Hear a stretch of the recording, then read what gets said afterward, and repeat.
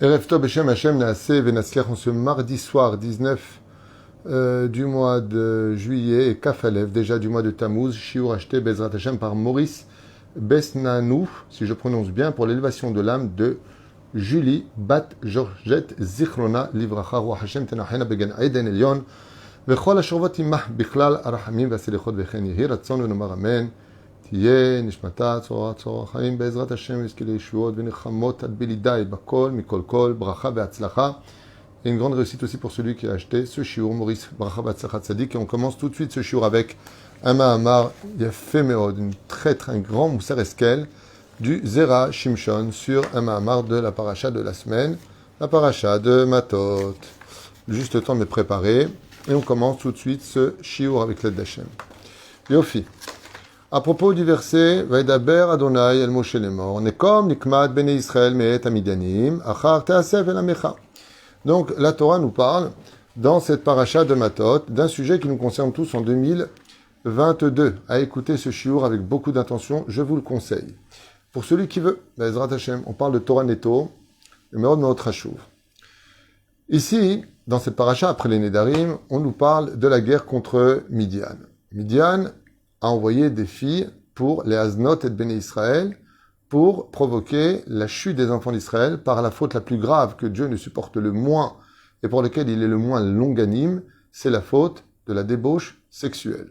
Quand le peuple d'Israël s'assimile et que la Brit Kodesh, l'alliance sur laquelle 13 attributs reposent, 13 alliances, comme le dit Rabbi Ishmael, reposent, eh bien, c'est comme si on a pris la couronne du roi et qu'on l'a jetée dans les excréments. C'est pour cela qu'il est impératif de faire très attention à la Gdusha de la Brit Mila, homme comme femme. Si chaque Bat Israël était consciente de la Kedusha, de la Neshama qu'elle possède en elle, personne, je vous l'affirme, ne serait ni impudique, ni oserait toucher un garçon avant le mariage. Personne. Seulement c'est l'ignorance de la valeur qui est en nous qui provoque très souvent ce désarroi et cette chute vers la bêtise, de faire des choses qu'on n'aurait jamais dû faire, ou Bichlal, montrer des choses qu'on n'aurait jamais dû montrer. Malheureusement, on est dans un monde faible, on a besoin d'amour, et on prend très souvent la mauvaise porte à cause de l'assimilation, de l'influence, du etc. Ceci étant, dans le verset, Dieu demande à Moshe de venger l'honneur d'Israël, chose on expliquait ce matin dans le shiur, et Moshe demande de venger l'honneur de Dieu. Très bien.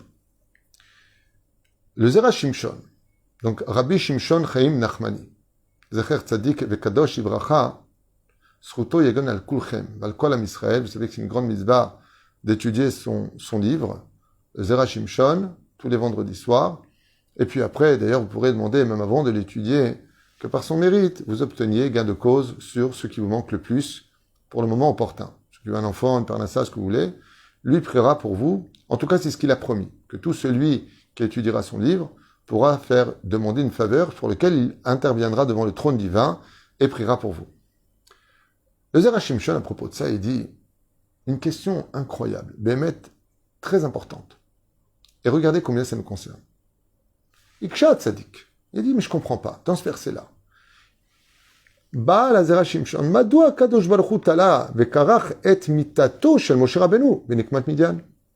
Quel rapport de joindre la mort de Moshe Rabbeinu, tout de suite après la guerre contre les habitants de Midian, quel rapport avec l'un et l'autre? Moshe, il doit mourir en son temps et en son heure. Pourquoi lier la mort de Moshe à la guerre de Midian? Surtout que tout se passe bien. Hachem veut relever l'honneur du peuple d'Israël après la mort des 24 000 hommes de la tribu de Shimon. Et Moshe Rabbeinu veut relever l'honneur de Dieu, qui a perdu 24 000 de ses enfants. Donc, pourquoi parler de la mort de Moshe Rabbeinu? Pourquoi lier cette mort à cette guerre chez l'Ak de la Méode? Béhémet, si vous avez une réponse, je suis prêt à écouter. Et il dit, d'abord Nifla, Baruch Hashem, écoutez bien. Are mi ma'amar pasuk mashma, sherak achar shinkom bemidian, yochal ipater min haolam. De là, on comprend, dit le Zera Shimshon, que la mort de Moshe dépendra essentiellement de la fin de la guerre contre Midian. Mais quel rapport? Pourquoi les choses sont-elles dépendantes l'une de l'autre? Rabbi Shimshon Chaim Nachmani, il explique dans le Zera Shimshon, il dit Esber lekach ou. il faut savoir et comprendre. Chez Bécha, chez Zimri ben Salou, quand le prince de la tribu de Shimon, Zimri ben Salou, Nassis Shebet Shimon, prince de la tribu de Shimon, Chata im Kosbi Batsur, en public, qu'il s'est dénudé et qu'elle s'est dénudée et qu'ils se sont mis ensemble aux yeux de tous. Haya Tsarir Moshe Rabbeinu leshanes et motnav ou leanisho. Moshe Rabbeinu était au courant de ce qui se passait et il est resté assis.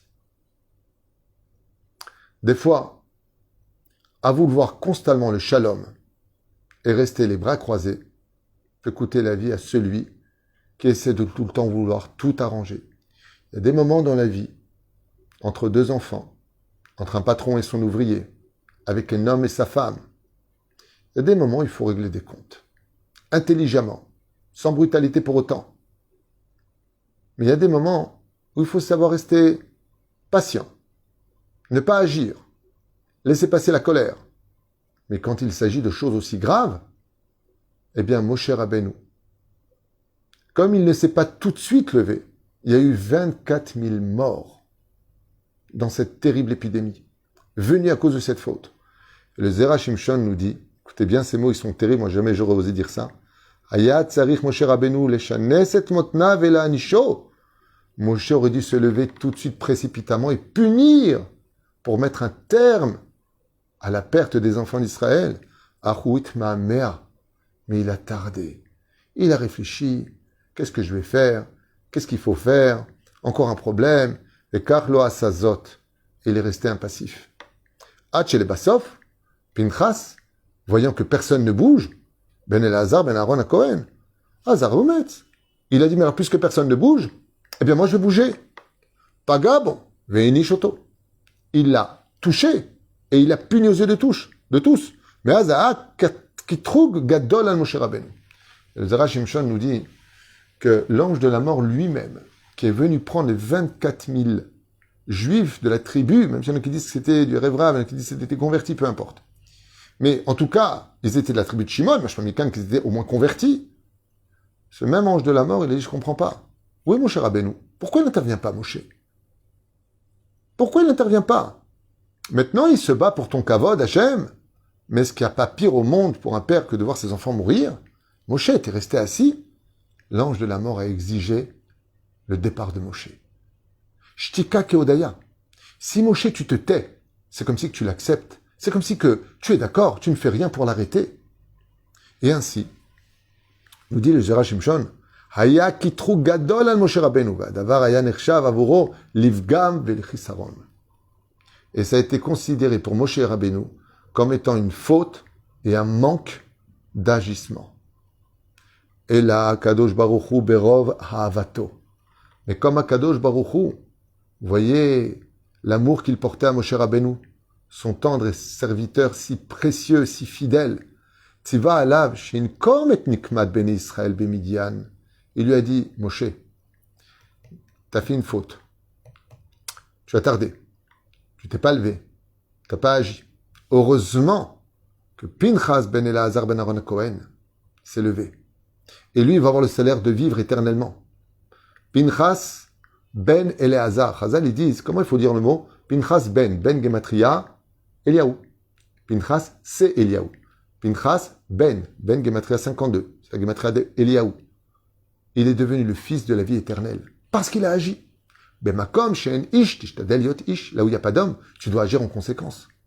Il y a des moments dans la vie où, au nom du shalom, il faut tout faire pour qu'il y ait la paix. Mais il y a des moments dans la vie où, pour qu'il y ait le shalom, il faut sortir en guerre. Il faut mettre les points sur les i. Il y a des moments où il faut mettre stop, jusque-là. C'est pas une question du ultimatum. C'est une question que si tu ne le fais pas toi, du ciel, ça va tomber beaucoup plus fort. Le fait que l'homme, des fois, il agisse sur terre avec sagesse, bien sûr. Que l'homme agisse avec Da'at Torah, bien sûr, comme la Torah le veut, pas comme lui il veut. Ça empêche le ciel d'agir contre eux. Ça veut dire que des fois, Dieu il envoie des anges détruire une famille entière. Puis voilà qu'un homme se lève et il fait des remontrances à la famille. Il le remet. Alors donc, qu'est-ce qu'il dit? Non, c'est bon, revenez. Pourquoi? Il s'occupe d'eux. Ça va, il n'y a pas besoin de descendre. Le fait qu'on s'occupe de chacun de nous, on empêche les anges accusateurs de provoquer la mort parmi nous. Mais la reine, tant qu'il y a des gens qui se lèveront parmi le peuple d'Israël, comme faisait Maran Arav Ovadia Yosef, ce tzaddik et Sodolam, d'aller de ville en ville, de village en village, d'enseigner la Torah, de parler de la politique, de ce qu'il faut faire pour le pays, pour pas qu'on tombe dans le désarroi, pour qu'il y ait du social en Israël, eh bien, il a relevé l'étendard. De quoi? D'une vie qui est encore équilibrée depuis qu'il est parti, on n'a pas arrêté de chuter. Qui va se lever aujourd'hui pour relever l'étendard du peuple d'Israël? Zot Hashel Agdola, si ce n'est que le Melech HaMashiach. Mais en tout cas, écoutez bien la suite, c'est magnifique. Il dit comme ça. Ben Israël ben Midian kodem moto. Pourquoi Moshe, dans ce cas-là, il n'est pas mort tout de suite? Eh bien, Dieu lui a dit, attends. Il dit à l'ange de la mort, toi d'abord, tu ne peux pas prendre Moshe. C'est moi qui irai prendre Moshe Rabbeinu. Mais il y a un problème. C'est que si je ne trouve pas une stratégie, dit Dieu, pour retarder la date de Moshe Rabbeinu, alors il devra mourir tout de suite. Et alors, quel est le problème? On meurt tous à une heure précise? Non. Moshe n'avait pas encore atteint l'âge qui était prescrit depuis son Gilgoul dans sa descendance sur terre. Moshe Rabbeinu devait vivre 120 ans précis. Et là, on est avant 120 ans précis. Et on voit dans le ciel, dit le Zerachim Shon, combien il est important de finir les âges de nos vies pour le moment précis où on doit mourir. Comme vous le savez, le dit la Mishnah, il y a des choses dans ce monde qui peuvent provoquer notre mort avant l'heure. On peut mourir avant l'heure à cause de nos fautes. Comme Zera Levatala, comme la débauche, comme tout ce qui touche à tout ça. Comme par exemple, il y a marqué dans la Mishnah, Masechet Brachot, celui qui étudie la Torah et qui lève les yeux et qui dit « Oh, c'est beau ça, oh, c'est beau ». Tu interrompes l'étude de la Torah, mais Traev Benafsho.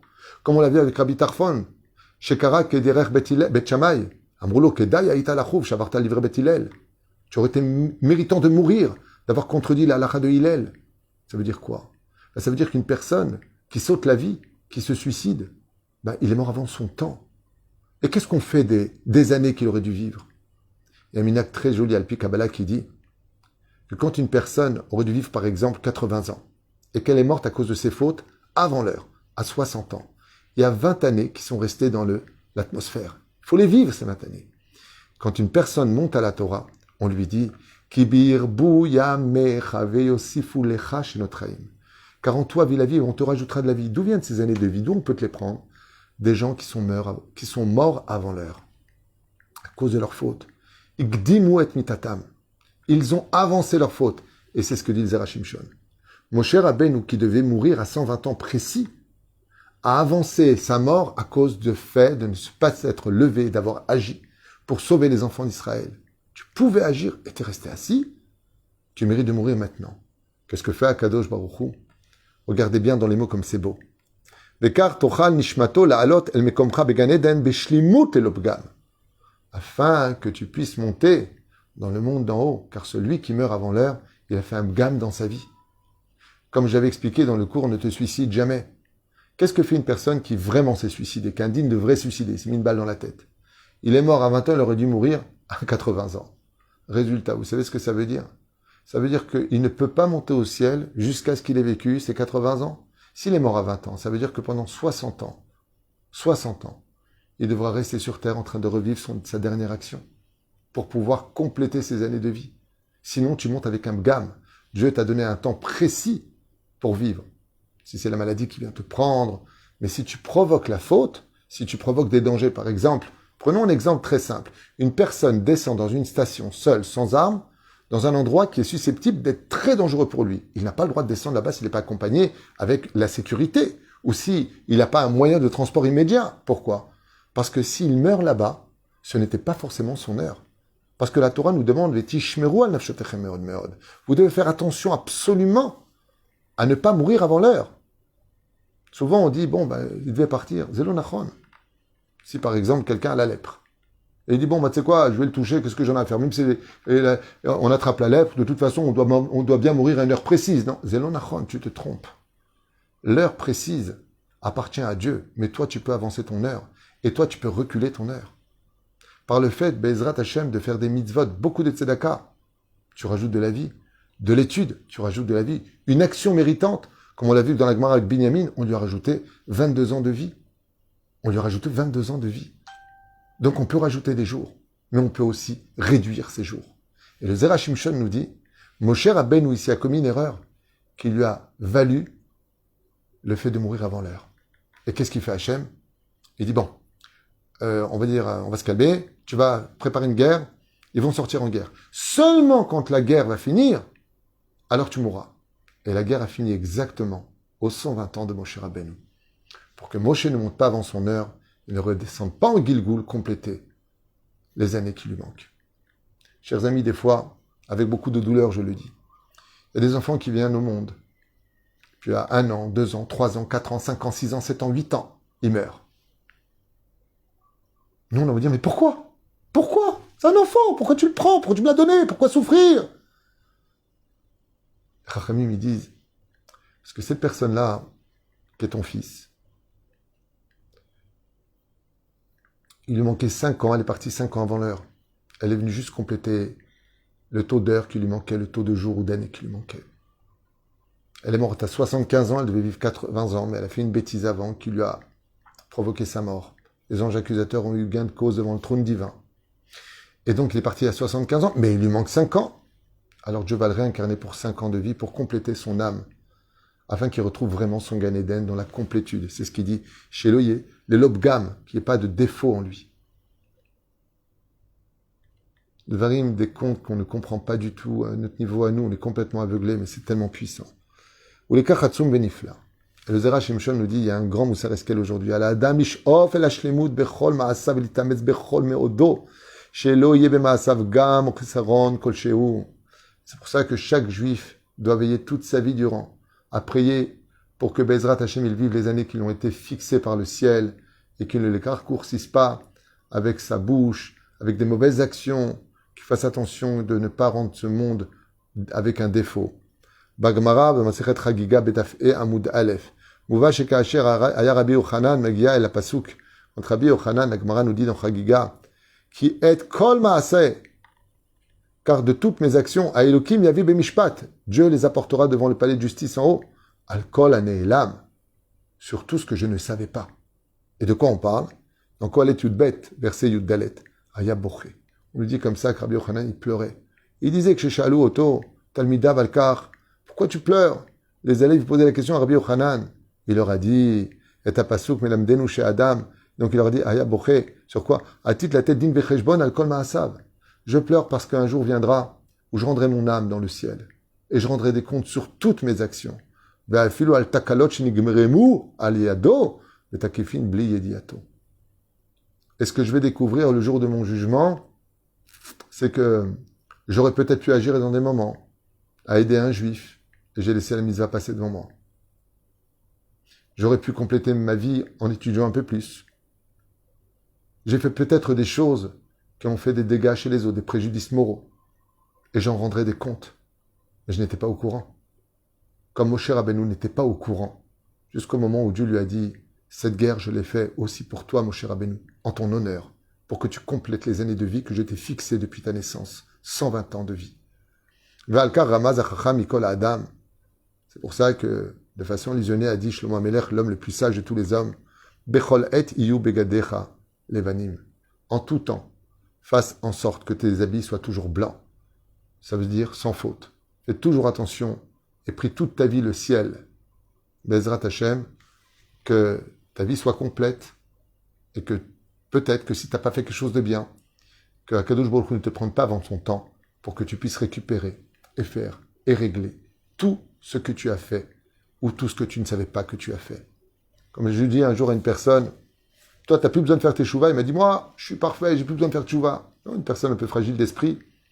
Et je lui ai dit, à ce point-là, alors je lui ai dit, regarde, puisque tu as fini de faire chouvas pour toi, tu devrais te mettre à prier maintenant, parce que peut-être que tu as blessé quelqu'un sans inadvertance, et que là, par contre, tu ne sais pas que tu dois faire chouvas. Il me dit, ah, ça c'est une bonne idée, comment je fais? Je lui prie le ciel qu'il amène devant toi une personne un jour, et qui te dira, tu sais, un jour, toi, tu m'as fait du mal. Et là, tu pourras faire et compléter ta teshuva. Tout comme ces 24 000 morts, que si Moshe Rabbeinu avait bougé avant Pinchas, il y aurait peut-être eu 12 000 morts, 5 000 morts, 4 000 morts. Et ces morts, quand ils sont morts, ils ont dit, pourquoi Moshe, t'es pas intervenu? Et c'est vrai qu'on voit pas Moshe intervenir. Et le créateur du monde, il va faire une guerre. Et lui dit, tu vois, moi je vais te montrer l'exemple. Des fois, il faut savoir sortir en guerre pour avoir le shalom. Des fois, il faut savoir se bouger un petit peu pour obtenir de bonnes choses. Iratson, que tous ensemble, Am Israël Kedoshim, on ait le mérite de travailler ensemble, qu'on soit tout le temps unis ensemble, et qu'on sorte en guerre contre ce Yetzer Hara, qu'on soit fiers de notre judaïsme, Béhémet, qu'on soit fiers d'être religieux. Vous, Bat Israël, vous soyez fiers avec votre Kisouille, soyez fiers d'être dans la Torah, parce que la Torah, c'est le Hémet. Et ça, c'est une guerre aujourd'hui de notre époque qui est tellement valable et tellement importante. Ichyam Israël,